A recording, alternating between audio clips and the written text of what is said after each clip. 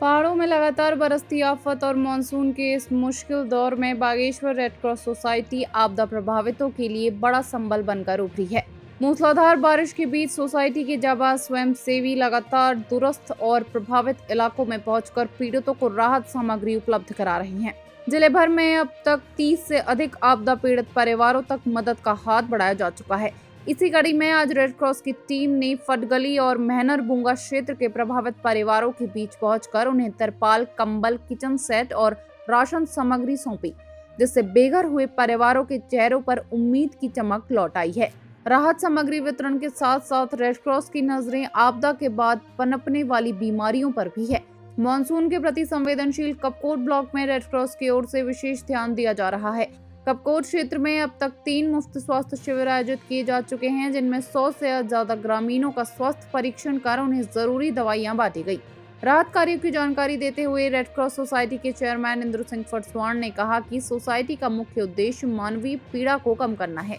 उन्होंने कहा कि मानसून के दौरान स्वयंसेवी पूरी सक्रियता से आपदा प्रभावित परिवारों तक राहत पहुंचाने का लगातार प्रयास कर रहे हैं और जरूरतमंद परिवारों को समय पर आवश्यक सामग्री उपलब्ध कराने पर विशेष जोर दिया जा रहा है। वहीं सोसाइटी के सचिव आलोक पांडे ने बताया कि जिले में अभी तक 30 से अधिक परिवारों तक राहत सामग्री पहुंचाई जा चुकी है। इसके अलावा स्वास्थ्य शिविरों के माध्यम से लोगों को निःशुल्क स्वास्थ्य सुविधाएं भी उपलब्ध कराई जा रही हैं। उन्होंने कहा कि मानसून के पूरे सीजन में राहत एवं बचाव कार्यों को इसी तरह लगातार जारी रखा जाएगा। देखिए, भारतीय रेड क्रॉस समिति बागेश्वर अभी जो है आपदा काल चल रहा है मानसूनी बारिश की वजह से, उसमें लगातार सक्रिय है और अद्यतन अभी 30 लोग जो पीड़ित थे, जिनके मकान गिर गए थे या जिसमें क्या बोलते हैं मकानों में बारिश वगैरह की पानी आ रहा था,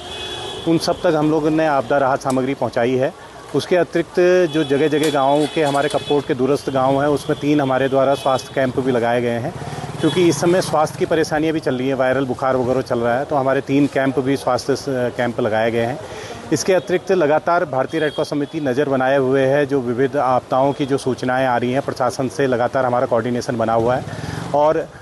जिलाधिकारी बागेश्वर, जो कि भारतीय रेड क्रॉस समिति बागेश्वर की अध्यक्ष भी होती हैं, उनके निर्देशन में लगातार जो आपदा राहत कार्य है वो लगातार जारी है। देखिए, जैसे कि वर्षा काल चल रहा है और लगातार जनपद में, प्रदेश के साथ साथ जनपद में भी लगातार आपदा आ रही है।